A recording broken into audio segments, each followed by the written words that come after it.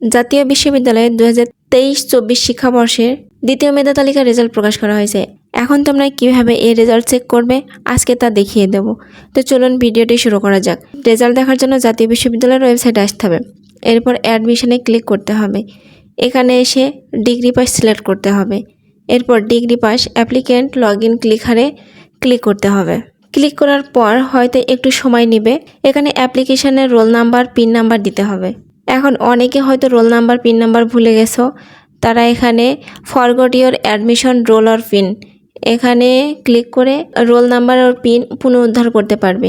এখন rule pin দিয়ে login করার পর প্রোফাইলে নিয়ে আসবে। এখন তুমি যদি সিলেক্ট হও, দ্বিতীয় মেধা তালিকায় চান্স পাও, তাহলে কনগ্রাচুলেশনস, ইউ আর অ্যাসাইন্ড।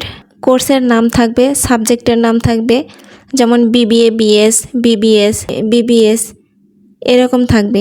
এরপর থাকবে কলেজ নেম, তারপর থাকবে সেকেন্ড ম্যারিড টাইম, আর থাকবে please click on admission form to provide information.